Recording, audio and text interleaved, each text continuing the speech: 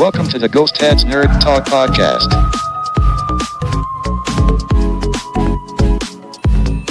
Interviews and conversations about nerd culture from all around the world.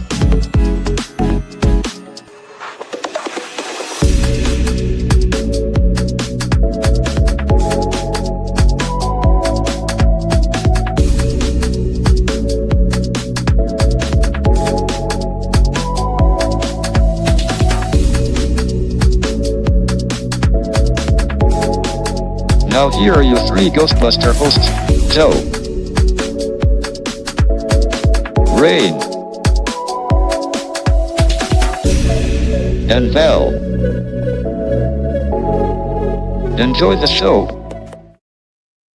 Hello there, wrestling fans, and hey, all you cool busters and bustettes. I'm Joe Panther III / Ghostbuster Joe, and this is a 2025 year-in review. Rain will be here soon. Sorry. I got David giggling because I'm a little both today. I'm a little mixed up, a little different time zones generate all together. You're always a little mixed up. I mean, come on. Always. I don't even know some days. Sometimes the people ask me, who are you sometimes? Are you Joe Panther? Are you Ghostbuster Joe? I don't know. Hey, Ultra Carzilla. We got my buddy Ultra Carzilla in the chat. He's actually a big wrestling fan himself. Oh, wow. Hey, Ultra, dude. you should be subscribing to Joe because he's got his Dudes at Ringside podcast. So you definitely should check him out. You should definitely give me a subscribers because this dude has some fun with these independent wrestlers from all over the world on the Joe Panther Variety Show on YouTube. I put it in the bio. You won't get it on your end because it's on Dave's channel. But if you want to come by and check it out, we're live here on YouTube. We're live on Instagram. And we're live on Facebook all over the place today because this is just the random thing I wanted to do. I wanted to do with dudes before New Year's, but then this is the best way I could do it. That everybody gets a little nod and a twinkle of the eyebrow and for the fedora. I'm not wearing a fedora. But yeah, this is fun. So Dave, 2025, what a year. What a year. It should have been a cooler year than that. It was 2025. Yeah. It sounds so futuristic. It was like Back to the Future. Wasn't it Back to the Future? That was not the year. That was 2015. That's 10 years. We still don't have the proper damn hoverboards. What the hell, man? I don't know what happened with that. Yeah. I still want my power laces. Come on, Jesus. Yeah, me too. What the heck? Mean to me. I mean, speaking of Back to the Future, I did get to do a nice little fun photo op with Michael J. Fox and Chris Lloyd. So I got to live out one of my dreams with my Back to the Future proton pack. So, that was a cool thing. That's a thing. Yeah. But we lost a lot of people this year too. Man. I was looking at it, Dave. I was like, can someone trip Death before he goes into somebody else's house? We lost legends. I mean, we lost not just people of yesteryear, but I mean film legends like Robert Redford. Yeah. Somebody from The Cure died today. Yeah. Was the guitarist, the bassist, or someone from The Cure just died. We lost Ozzy. I mean, we lost a lot of people this year. Oh my God. Someone go after freaking Death. Do on this on Family Guy when Death breaks his ankle. And then he has to stop him. Well, was it? He was voiced by, I think that Death was voiced by Adam Carolla, but that was after Norm Macdonald passed away. Yeah. He was the first voice of Death on Family Guy. Why they don't bring him back? Because you don't know who to do his voice. Who was his voice? Oh my gosh, so many. It's horrible. We lost so many people this year. Yeah, I'm actually pulling up a list right now just to see. Oh God. Entertainment Weekly. We lost we lost Malcolm Jamal Warner, Diane Keaton. I mean, we lost a lot of people this year. I was gonna say Diane Keaton, man. Diane fucking Keaton. No. Stay away from everybody. Oh my gosh. Of all the people, we lost Ozzy this year, and I heard about it through one of the people I know. Like they told me, oh, Diane Keaton died. I'm like, no, she didn't. No, she didn't. And I looked and I was like, I don't mean, know. there was also a content creator who passed away just about a week ago Oh, from that one. I think it was a heart issue. Adam the Woo. I wasn't familiar with him, but I knew I did. people who did actually know him, and it's they said he was an amazing dude. Yeah, I was depressed. I wasn't depressed, but it broke my heart because if there wasn't no Adam the Woo, there would be no Joe Panther / Ghostbuster Joe, and the sweetheart of that I am. That I literally learned everything from the Woo, like everything from Adam the Woo, like everything that could be learned from Adam the Woo. To be sweet, to be friendly, to be humble, to make people feel like they could be around you and not feel like that you're gonna be weird to them and not understand people and also when you see an old building or an old business you all go wonder what it looks like in there like you know what I mean like the man Adam the Woo for me he taught us if you want to get in somewhere don't get in trouble just try to get in there without getting caught like you know what I mean like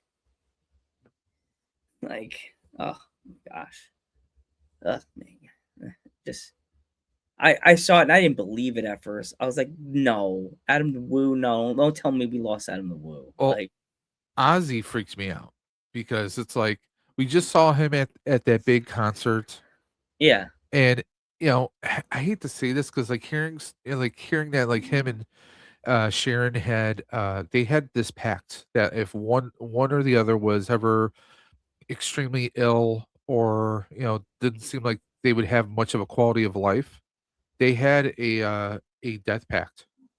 mm, So that makes me wonder, well, did Ozzy have some bad news? Because it seemed like he was like he went off of his meds for that last farewell concert, mm, and he seemed to be more with it than everything else. And maybe this was like he realized things were not going to be great, so he figured he might as well do one last concert, one last blast. And it's just like it's Ozzy. We live in a world without Ozzy Osbourne. And it yeah, still seems surreal. so weird to think that we're Was it never gonna hear another Ozzy Osbourne song. writer director David Lynch, creator of Ugh. Twin Peaks? And then another person from the was it the actor from the movie the show the Wire died also today. Also Bob Uecker. Yeah. Yeah, we lost. I mean, we lost a lot of people this year. It makes me sad because do you remember when Betty White passed away on New Year's Eve? Like, was it 2 years ago? I still just like I'm like Death. You couldn't just wait. Just give her a little bit longer. Just yeah. I never ran up the stairs so fast. Upset. My mom now. There's Dave. You're gonna laugh. I have to have my mom make a video and I'll send it to you. It's like total. My mom. When I come running up the stairs, my mom calls it the Joe death run. She'll hear it because I live in the basement of my house, so it's like boom, boom, boom, boom, boom, boom, boom, click. Oh, come on! She's like, okay, who died now? She does that every time. Who died now? Ow! 4 years ago, we lost Betty White. Wow. Yeah, 2021. Wow. 21. Another futuristic sounding year, but hey, it's just I mean, we had a lot of craziness in 2025. I mean, well, when it's been wrestling, John Cena retired. You can't see him anymore. No more. His next film project's going to be The Invisible Man. What? Yep, that'd be funny. Oh my god, imagine that. John Cena is the Invisible Man. Oh. It's not that hard of a leap because there was a movie in the 90s called Memoirs of an Invisible Man, starring Daryl Hannah and Chevy Chase. I remember that one. And that was kind of like, you feel like Chevy Chase, is this going to be a comedy? And it really wasn't. You had him, Daryl Hannah, Sam Neill. It was a really good movie. sometimes you get the people who you don't think are going to do great in a movie just surprise you. Excuse me. Then again, you might just have him, you know, I don't know, revive the Ernest movies, like so many people make jokes about that he looks like a more fit Yeah, version John Cena is going to take of Jim over. Varney. Yeah, that's what they keep saying. And I'm like, I don't see it. I like my Ernest. I mean, Leave Ernest out of this. He looks a little bit like Ernest. You put the hat on him, he does have that look. Well, especially if you've seen some of the action figures out there with with the hat. Well, there is people that do not. There's a guy I used to go to college with that he knew how to change people's looks on their character, their toy, and and upgrade them. I have not seen it yet, but I imagine there's somewhere out there that someone actually made a Ernest John Cena. It can't be that hard. You could probably take like Stone Cold's leather vest and paint it to look like the denim vest. Yeah. I mean, I'm sure it's doable. It's somewhere. Someone's doing it. You take a Peacemaker head and put it on like a Marvel action figure or something. I don't know. Yeah. Get the little hat, the floppy blue hat. Make his hat blue. No, it was khaki. Khaki. Oh yeah, paint the hat khaki. Because Ernest had the blue jeans, the darker denim vest, and he had like a gray, almost stonewashy looking t-shirt.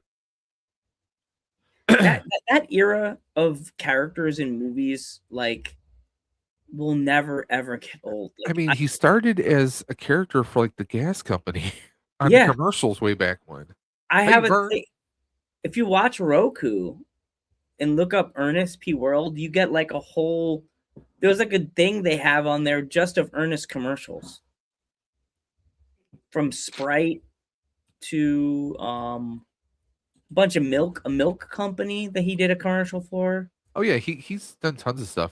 I sat there for like 2 hours just watching. My parents were home. I just sat and watched all these Ernest commercials, cartoons, it was all commercials, and it was all like random comedy for this guy.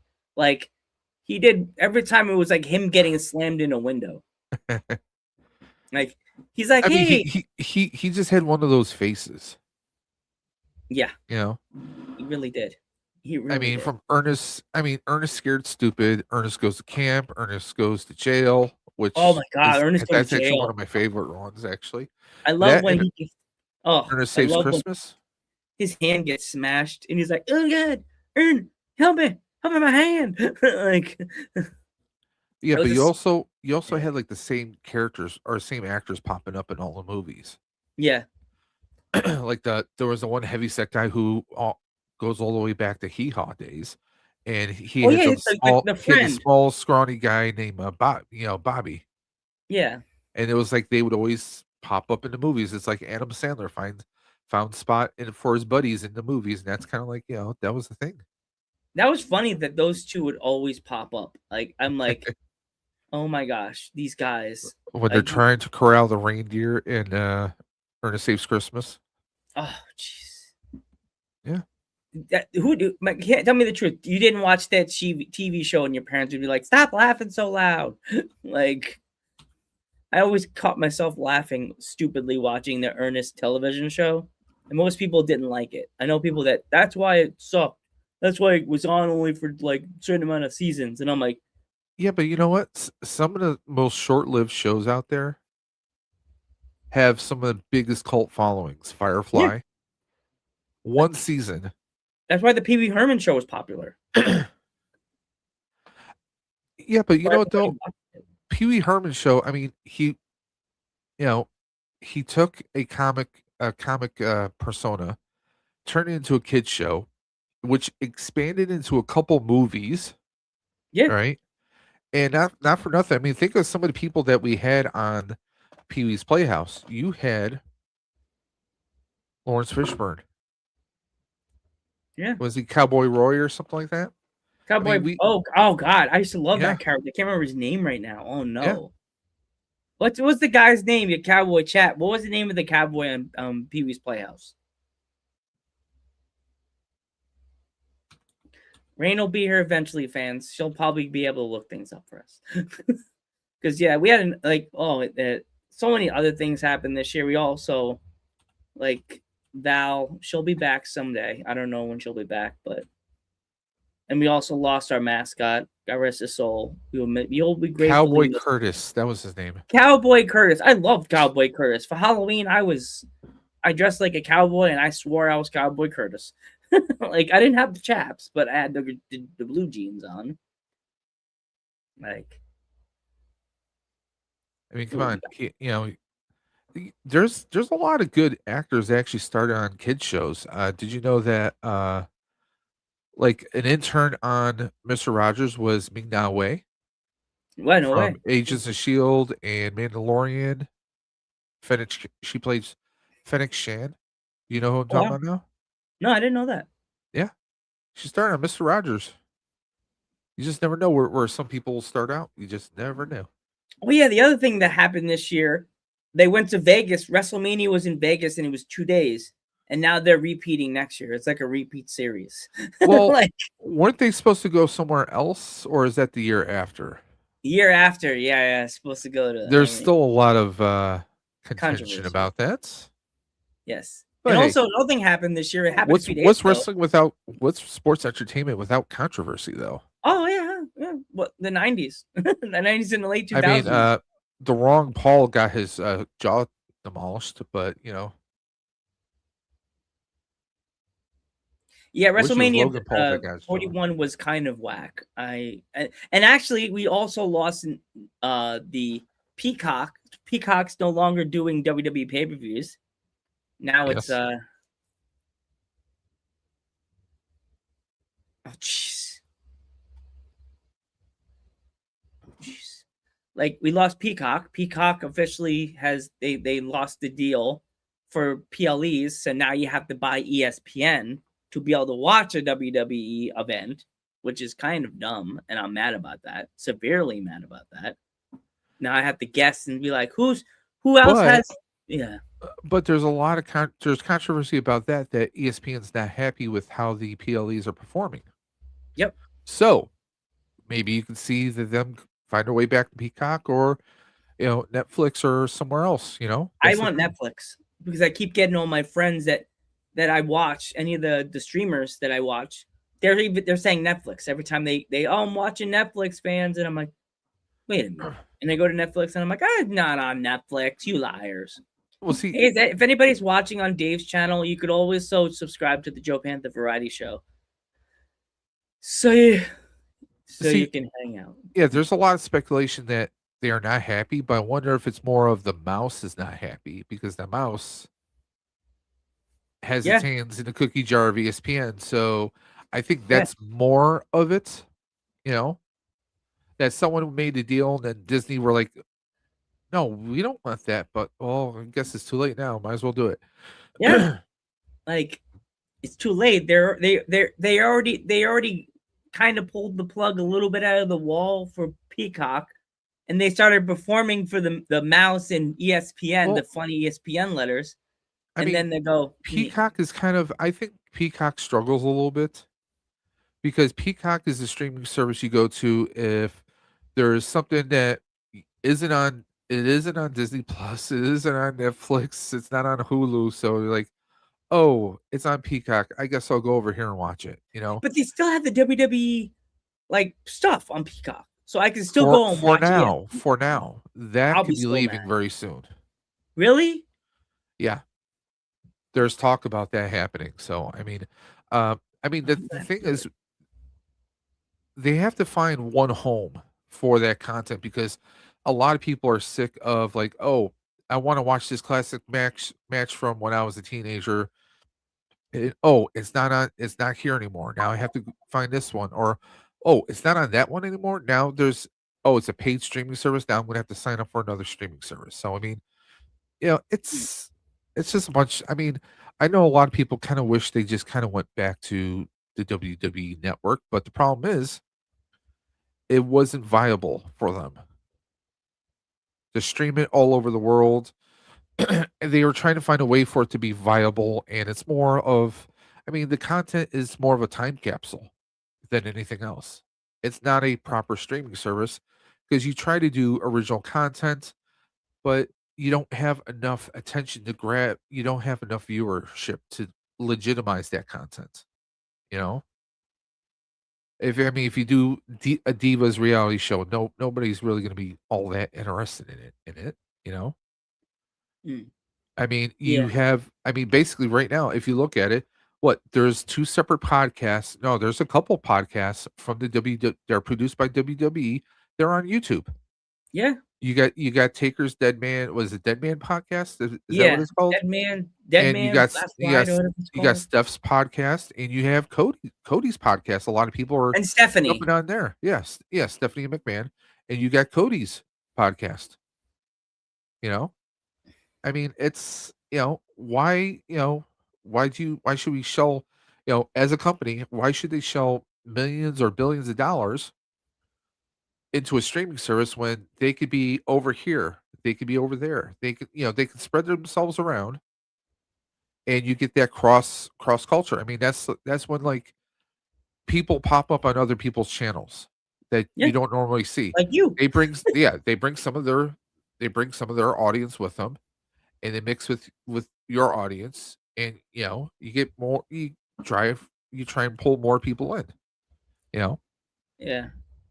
And it's crazy to think that like this year I've added more people to the Dudes at Ringside, to Ghost Head Talk, like in co-host fashion when either of the girls couldn't come. Like you've come in for quite a few shows. Yeah. Minx has been here for the shows. Shout out to Minx. Awesome person. Such a sweet girl. Don't make her mad. Your house will flip upside down, and that's a story for another day. We love you, Minx. Why is there a red beam coming out of my closet? Shit. Is it a predator? I don't know. I gotta catch. I may have to catch him. It's one more day, and the upside down's already opening in my closet. Damn it. I see what Ultra's saying. He says he hates that the WWE pay-per-views have only 4 to 5 matches. Yeah, it's not like it used to be back in the day, Yeah, they don't have them many, like it's like when you remember when you would play the game and you could choose how many matches are on the pay-per-view card. Like that's what it feels like. It's like this. They're letting.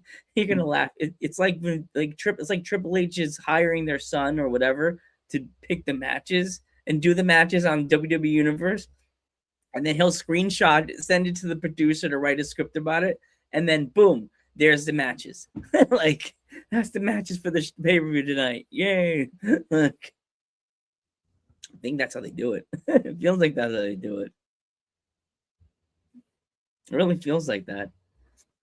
There's been a like also the other thing that happened this year, TikTok got banned in the United States, and then how long did it last?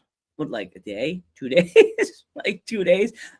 I swear, Dave, you're gonna laugh hysterically. I work with kids in a kitchen, and the whining, and I'm gonna quote CM Punk talking to Christian, whining and bitching and moaning. You know the clip I'm talking about when CM Punk tells Christian, bitching and moaning and bitching.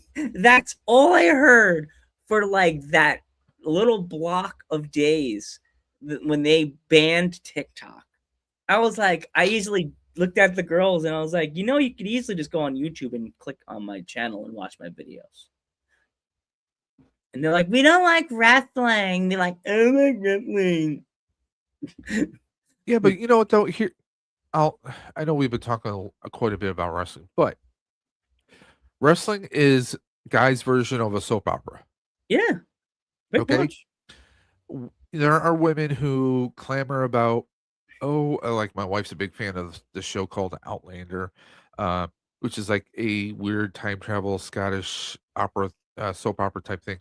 But you get like people who are obsessed about your old school soap operas like General Hospital. Or people who, they have to watch. I mean, hell, Stranger Things. People Yep, get friend. really obsessed and Hey, what's wrapped up going in on? that stuff. Welcome. Yo. Welcome, Keith. Welcome. Hello, What's sir. up, guys? How's it going? We Merry have a Christmas, friend Happy here. New Year. Yes, welcome early. And I want to introduce you to my fans. I have a gentleman that is joining us. He's known on the air. He is an awesome voice. You got the voice from the fan, the one and only.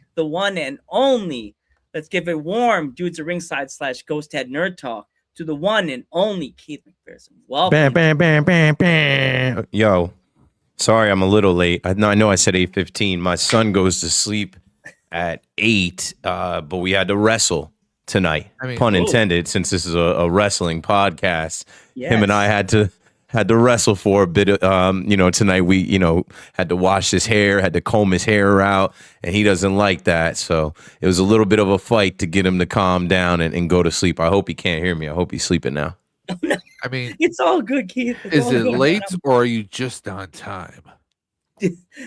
Hey, you tell me. I'm looking on YouTube. You guys been rolling for a little bit, but I know I said 8:15, so Okay. that's why I mean I'm late. I'm 15-ish. 5-6 minutes late. We're happy to have you on. Actually, the segment that I'm going to have you open, I told my buddy here, Dave's mentioned that I'll have you take over and talk about the year 2025 and within sports, the New York. Okay, yeah. Of it. So Dave, what did you guys like? All three of us, like I felt this year with New York sports, it kind of dragged, except for the Knicks. Like everything else was like a beg and plead, please don't suck this year. Like the Yankees are kind of good, but give or take. The Knicks are the only hope. The Knicks are back in a way that I've never really experienced. I'm 37, so when the Knicks were good in the early 90s, late 90s, like I was too young, and I know they were decent with Melo, but like this is different, man. What the Knicks have now with these young fans and the Bing Bongers they call them, and Side Talk NYC, and what goes on 7th Ave outside Madison Square Garden after just one playoff win in the first round, like it's crazy. So I mean, all of that momentum, they fire the coach, Tom Thibodeau had to go, and they bring in Mike Brown. And right now they're looking like they made the right decision. The team is deeper. He's coaching them well. They're playing well. They refuse to lose. They won the NBA Cup. Everything is on the New York Knicks. And as a Brooklyn Nets fan, I know nobody cares about the Nets in comparison to the Knicks. I know there's one team that unites all of New York City. It's the Knicks. And as a Nets fan, they're playing a little bit better, but nobody cares. It's all about the Knicks winning the finals, or at least getting to the finals this year. Yeah. See, you make me feel old. Because you recall the days. I'm 47. So I was born in 78. So I grew up, I'm in Buffalo, New York. Now you would think like the closest team to me is the Raptors. You think no, I'm a Knicks fan. And I remember the dark times. I remember when they were great back in the 80s. And then, I remember the dark times. And I'm still a fan. It fills me with hope. But if you're a New York sports team fan, you kind of have to you can have that hope, but you need to kind of reel it in a little bit. So you can have that little touch of reality, because what happens? Sometimes you get a little bit too hopeful, a little bit too psyched, and I don't know, maybe your football team goes to the Super Bowl 4 times in a row and loses all 4 times in a row, and twice to the same team. But I ain't gonna say no names. We know the team. We know. And yes, I'm a Buffalo Bills fan, but I am wearing my Eagles shirt tonight. But hey, that's a whole other story. Wait a minute. You cannot be a Buffalo Bills fan And an on Eagles Tuesday wearing an Eagles shirt after what happened in the last game at Highmark Stadium, or the second to last game. But you know what happened the last game played there. Oh. They'll have another game, but the most recent game played at Highmark Stadium. That was a tragedy. Oh, it was. Like I know there's a lot of Bills fans that think Sean McDermott did the right call. I don't think he did. You got to tie the game up. Conversion, tie it and take it in overtime. Instantly. And if you're going to do anything there, run the ball for 2 yards, not try to throw it in the back of the end zone where Josh Allen, he's always missing open guys. I was so disappointed. I have money on the Bills. I hate the Eagles. So explain to me, as somebody coming in here that doesn't understand how you could be a suffering Bills fan, go through all that trauma, and then put an Eagle shirt on. Explain your dual citizenship. Okay, I am an Eagles fan. I am all born and raised Because they won the Super Bowl last year? No, I actually I started following the Bills or following the Eagles during some of the dark times for the Bills, when it was the time when they were dumping all the veteran players. This is also during the whole Rob Johnson Flutie controversy. They were just their heads were up in certain places. It was more about egos and not about the team, and I just couldn't support the organization at the time, so I was going with the Eagles. I get it. I get it. And I root for both. It's just like my wife. My wife's originally from Michigan, so she roots for the Lions. And she's been in New York State since she was like 16. So, but 20 some odd years. So she's a Bills fan, but she will still root for the Lions. You pain. That's a lot. She's got a lot of pain between the Lions and the Bills. That Christmas game sent my dad on a tizzy, and he doesn't like either team. Yeah, I mean, it's that's the thing. But you know what though? You get Lions fans and Bills fans together at the stadium, it's just one big party. Because Bills played the Lions a few times. But yeah, this last game, that was pure murder. I mean, it was just, I actually thought, because of the first half, that it was going to be a blowout. I thought it was going to be scoreless. But then the Bills somehow... I needed way more touchdowns in that game. I had Saquon 2 touchdowns. I had James Cook 2 touchdowns. It was not enough scoring. Josh's ankle, they're talking about sitting him for the next game from the last I heard. They got the Jets, right? So, well, that's a win for the Bills. I'm sorry, I'm a sad, depressing Jets fan. Well, see, like I was telling Joe before the show started, with as far as the Bills, I mean, the last time I think I recall seeing anyone other than Josh Allen in his quarterback was like the preseason. So, I mean, whoever they throw in there, I mean. I don't know. Who knows? This could be a win for the Jets. Who knows? I'd hate to say that. I feel like Stewie when he plays quarterback and nobody's blocking. That's like my life as a Jet fan. Like, I'm Jet fan. Y'all don't care and you're just gonna laugh at me? Fine. Now, Keith, are you a Giants fan? No, sir. Who's your football team? My fantasy football team, which just missed out on third place in the fantasy football finals that just went down this past weekend. I'll tell you my painful story, and similar to you, the first Super Bowl that I recall being really young, I don't even really remember it. I just remember there was a lot of points scored. I think the Dallas Cowboys hung 50 points on the Buffalo Bills, and nobody told little Keithy that you live in New Jersey, you can't root for those guys. So I said, them. And then my mom said, okay, you want to wear Dallas Cowboys gear? I'll buy you a hat, a starter jacket, what jersey you want. And they kept winning. And then by the time I think I was in the second grade, they won another Super Bowl against the Steelers. It was Neil O'Donnell, and that Steelers team was Bam Morris. I forget who was on that Steelers team. But it was Troy Aikman. It was Emmitt Smith. It was Michael Irvin. And I'm like, yo, America's team. I'm rolling with the winners. I'm a front runner, bandwagon, 8-year-old kid that picked a team at 5 after they beat the Buffalo Bills in the Super Bowl. How about them Cowboys? But then I grew up a little bit.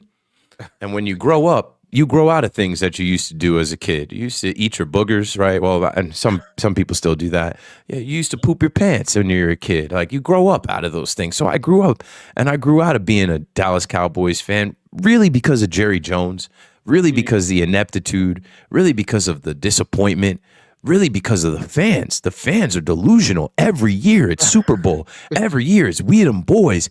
Every year they're frauds. They're America's team to laugh at. And especially since I got on WFAN, the home of the Giants, I'm rubbing shoulders with Tiki Barber. I'm friends with Bob Papa, Carl Banks. I'm trying to go to Giants games. I'm talking about the Giants every day. I'm like, this does not behoove me to be in here repping the Dallas Cowboys. The first time Tiki Barber saw me in the station wearing Cowboys gear, he looked at me like I had puke on my shirt. He's like, what are you doing? You all right? Did you lose a bet? And I told him, I said, listen, Teak, I didn't have my father around. I just watched the TV, man. That's how I became a Yankee fan, Bulls fan, Cowboys fan. I'm a child of the 90s. But I let go of the Bulls. I let go of the Cowboys. The Yankees are permanent because I'm blessed to be who I am in the Yankee world. I got too much skin in the game with the Yankees. But yeah, I'm a Cowboys fan as far as the years that I put in. I'd say I put in about a good almost 3 decades, but I don't care for them anymore. I don't put that clown suit on Sundays. They lose and I laugh. I bet against them. I tell people to bet against them. When they beat the Chiefs on Thanksgiving, I was like, damn it, I could have sworn Patrick Mahomes was going to get them. Yeah, I'm See, surprised. that's a swear word in my home. Mahomes. Patty Mahomes. He's got to sit down for a while. My mom is obsessed with it. Every Super Bowl, she's like making her Ben Neo going, my boy Mahomes is in the Super Bowl again. I'm like, Mom, stop it. People love him. On everybody. Like, you would not like my mom. A few years when the Chiefs and the the Bills were in the AFC Championship. I know people who root for Mahomes, but fortunately, none of them are in this area. Because in Buffalo, oh no, they hate him like the plague. With his, they're saying this has got to be the year that the Bills get through because you don't have Mahomes, you don't have Burrow, you don't have Lamar Jackson, but you know who you might have to face round 1? Drake May. Yup. But see, here's the crazy thing though. I say this to a lot of people. Buffalo, we're known for, we love our chicken wings, right? I always say I don't count my chicken wings before I deep fry them. Okay, people keep saying, "Oh, do you think this is going to be the year?" I'm like, "Listen, talk to me when we're in the playoffs. Talk to me." Good way to be. Because I'm not. I know people who are like, "Oh, we're going this year," and it was like first game of the preseason. I'm like, "How do you can't say that? You just can't say that." I mean, I would love to sit here, especially with this being the last year the Bills are playing at they call it Highmark, but it's always going to be the Ralph Wilson Stadium. It's the last year there. A lot of people, they want them to have a Super Bowl this year. I don't know. I can't sit here and say this is the team to do it because look at the Eagles game. It was a good game, but the even my wife said the Eagles were the better team. Yeah. Too many missed opportunities. Too many missed opportunities for the Bills. And is there enough room for them to change? I mean, they have to make sure the right people are healthy. Josh, he takes things hard. The man, when the team loses, he will accept the blame. And he will focus. And you saw when he lost the game, he took off his helmet like he wanted to. He had Khalil Shakir open in the back of the end zone. He missed him. He always is missing guys. He's a little wild sometimes, man. He's not I think because he's such a freak of nature, he thinks he can just do things, but sometimes he misses the basic. He can leap over throws. Players, go bounds sometimes, but even Superman's gonna mess up sometimes. Yeah. You can't. I think a lot of people put a lot of pressure on him, and not for nothing, he's having a great year, professionally and personally. Got married. He's going to be a dad now. He's got a lot of endorsements and everything going on. You see him everywhere. Not Mahomes everywhere, but you starting to see him in a lot of different places. But I can't. I'm born and raised in Buffalo, so I mean, I was kid watching Kelly, Bruce Smith, Thurman Thomas. I mean, Daryl Talley, Marv. To me, when I think Buffalo Bills, like the best of the best, that's them. This team, they're not even halfway there. I mean, we have a hell of a quarterback, but one man can't win it alone. You don't have the defense. And Your top drafted wide receiver is inactive. Keon Coleman, struggle for him this year. And I feel like sometimes McDermott's a great coach, but it's like you kind of question yourself. Well, why are you doing this? Why? It just seems like he's like, I don't know. Maybe he's got too many people talking in his ear. He survived a lot longer than I thought. Joe Brady is going to be out of there.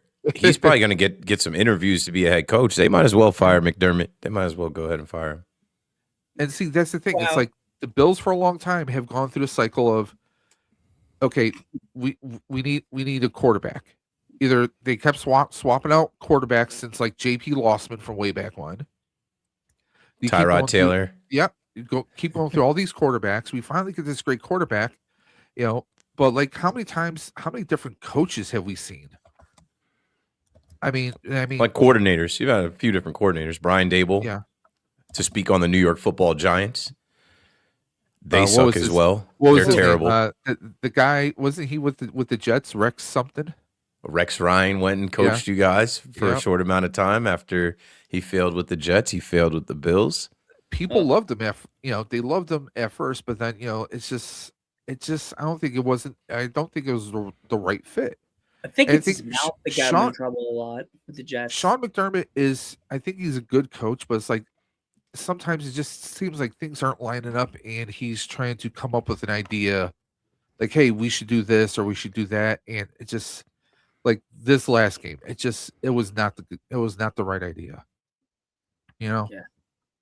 Well, you know why? Because they missed that extra point, but they didn't miss the extra point. It was blocked. So that was in their heads. Like, we missed one. Like, maybe the we curse just go of the for it. Of Momentum. Bills kick not going the right way. Right? Oh yeah, you've seen that plenty of times. Oh. Yeah. What baseball teams you guys into? What baseball teams you guys like? Well, I met you at Yankee Stadium. Keith, well, yes, I know you're a Yankee fan. I'm a diehard tattoo on the shoulder Yankee fan. Like Mets. That's how this even started. I'm like, where's the sticker? I have the sticker that you gave me somewhere. Dudes. Mets. Yep. I have the Yankee tattoo on my arm. My grandfather was a Yankee fan living in New England. He got chased out. Understood. Yes. Back then when the curse was a real thing, I mean, those Red Sox fans, they hated the Yankees because they just believed, and we believed too. When I was a kid, I believed the curse was going to last forever. I thought that they would never win. The Yankees went to the World Series again. Boone hit the home run. All my roommates were sleeping, Keith, and I was watching in the doorway because I wanted to make myself something to eat, and it was late. And I'm setting up this in the doorway like this. Like, it looked like out of a cartoon. I was like sideways, Superman watching it, and he hits a home run, and I'm like, oh my God. And my roommates like all popped out of their beds like, What state were you in? What state did you go to school? I went to school in New York. Okay, so you should have been surrounded by New Yorkers. Yeah. But they were nerds, so they didn't even watch. Those guys didn't even watch. Fuck that. I can't be around people like that. They all thought I was a loser because I watched baseball. I'm like, and then I found my crew. When people like in college, I was in college when we won the World Series in 2009, and like if you were not in on the DS, the CS World Series and drinking and watching the world, like you knew where to find me. We were hosting parties at my house. I had the football house. We were getting kegs. We were getting 30 racks. We were watching those games, man.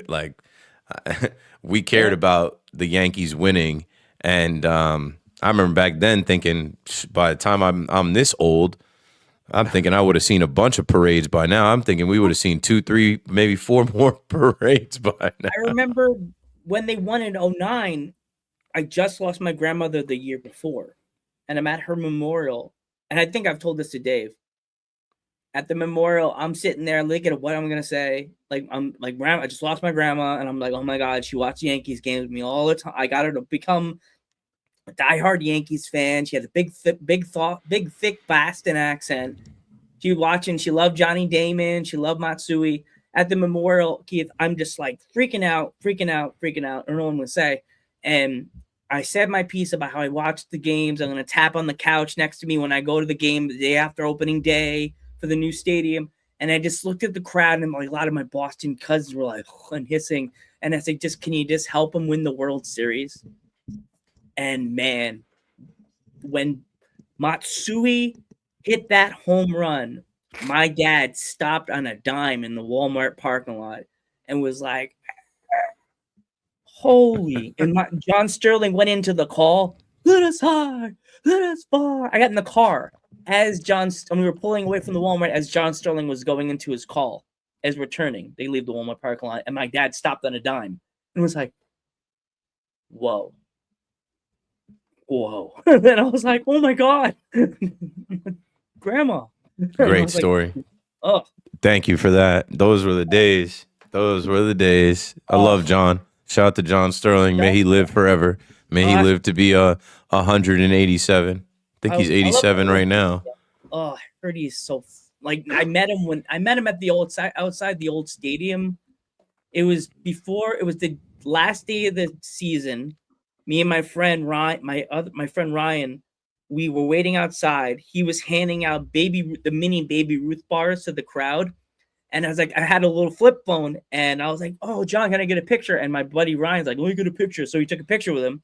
He gives me the camera, and I take the picture of him and John. And then I'm like, can I get have a nice day, guys? And I'm like, oh, Ryan, really? I'm like so mad. My friend blocked me. He Yankee blocked me. He pinstriped me. John is very hard to get to these days.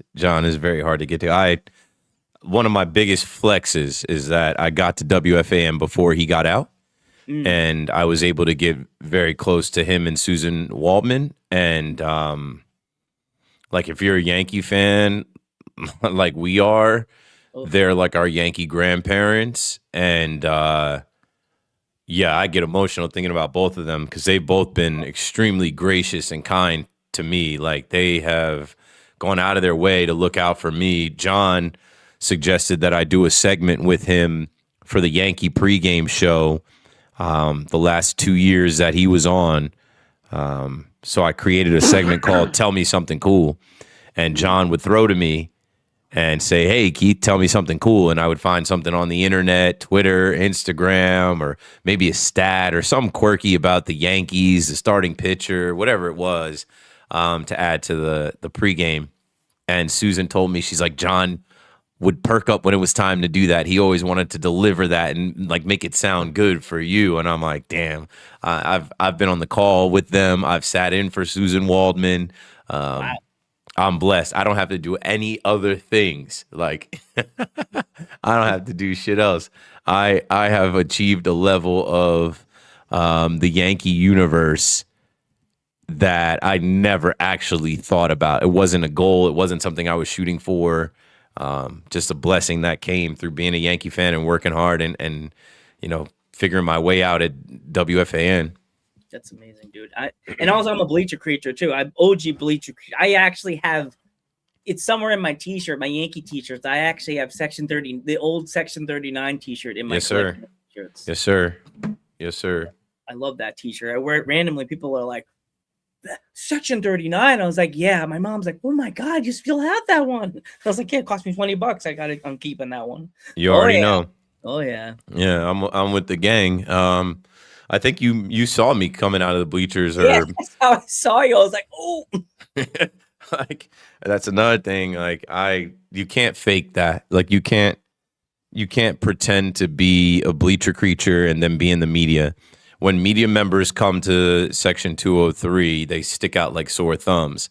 I stick out now, but like, you know, before my hair grew this long, before anybody knew who I was 5 shots deep in the middle of the bleachers, yelling and screaming and, you know, carrying on with the gang. And shout out to Bald Vinny, who I met back in 2014, and a lot of the creatures I started running with around 2015, 16, and then by like 17, I was actually like in, and I learned like the creatures code as far as like how they move and how they root for the team and how many games they go to. And to be a creature, you got to do things outside of the stadium with the creatures. You know, it's a great fraternity. I wish we could tell the stories more of what the Bleacher Creatures are, but they don't want the media. They don't want the light. They don't want the shine. They want to stay as an underground organization. They don't really want, like, they look at me and Vinny. They call Vinny a media whore.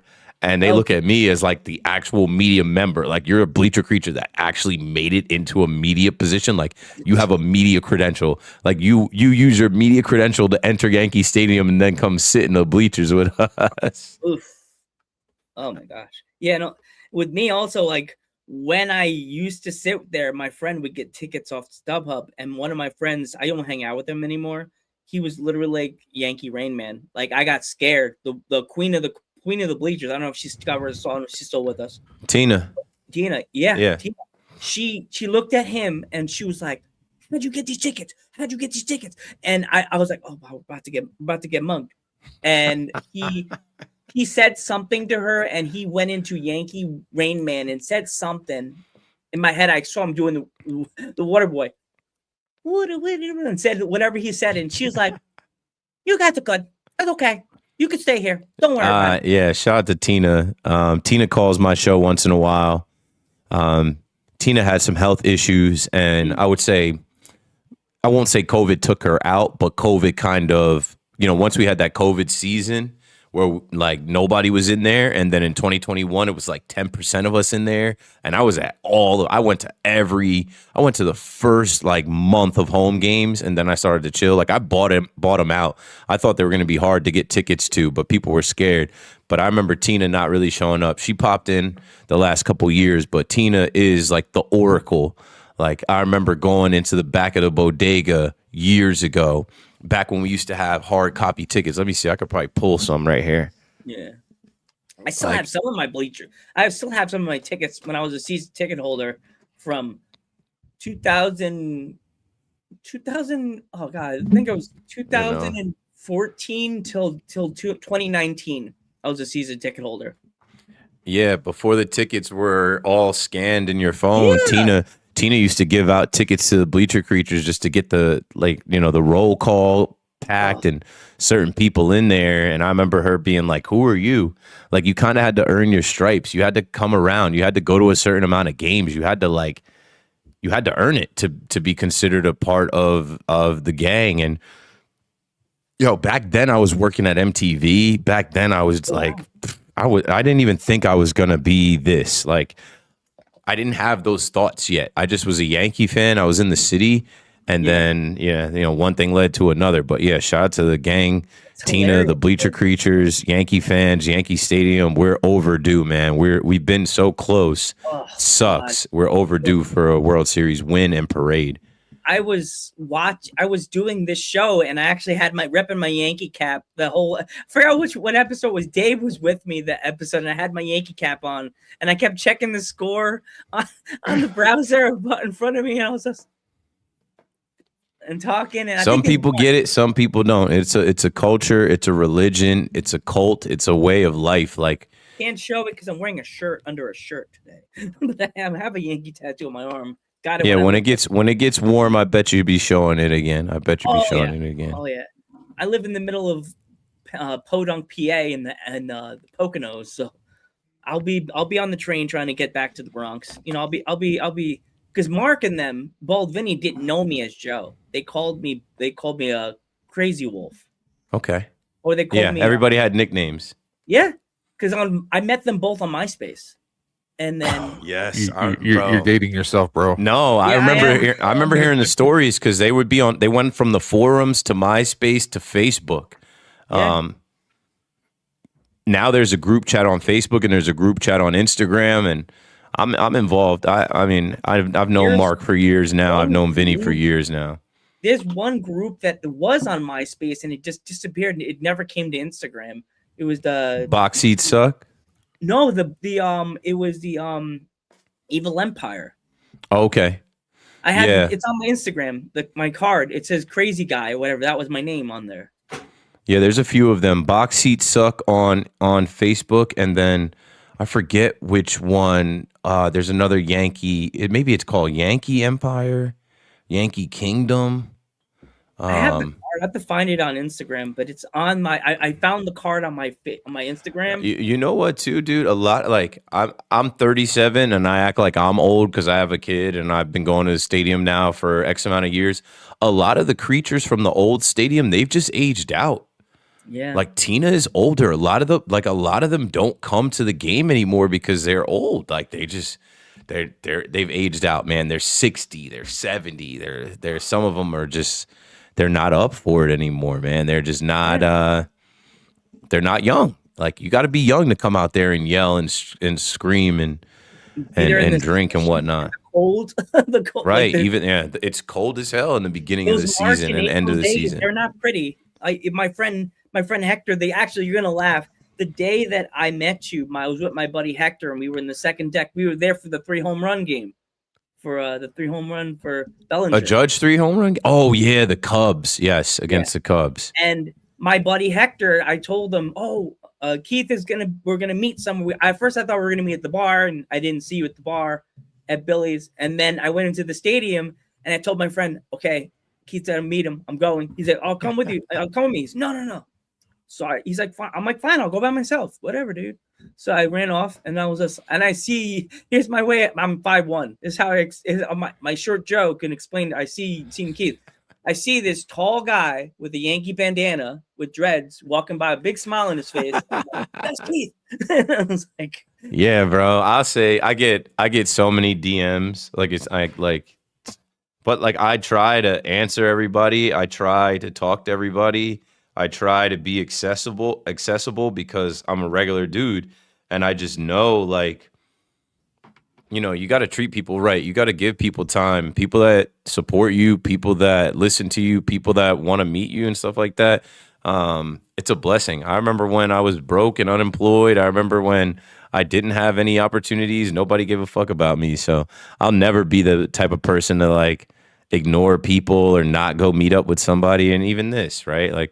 I've been on this now for 30 minutes. My wife just texted me. It's 9 o'clock. I gotta move off. But man, I'm just supporting you guys, right? You guys have a show. You sent the link. You asked me, and I told you, we'll see, man. We'll see. I gotta see if I can get my son to bed, if I can make the time. But yeah, I support people, creating content and doing their thing. Because people have supported me. So, and it was great meeting you at the stadium, and it was great now meeting Dave's Dimension and the people in the chat. And keep rocking, guys. Keep building. Keep connecting with people. Keep using StreamYard and YouTube and these platforms to build community and give people an outlet and a place to come hang and chill digitally when it's windy and it's freezing cold outside. Enjoy the new year coming up tomorrow, and in 2026 go after it, do whatever you want to do, be whoever you want to be, and I'll be rooting for you. Like I said, I try to support people, so God bless. Thanks for having me on, and maybe we'll do this again sometime soon. I'm gonna end the show with you on the screen, and I am Ghostbuster Joe / Joe Panther III, and I'm Dave's Dimension. Your turn. Keith McPherson, KM to AM from WFAN, the fan in New York. And I want to say Happy New Year to everybody, and we will catch you in the next one. Good night, everybody.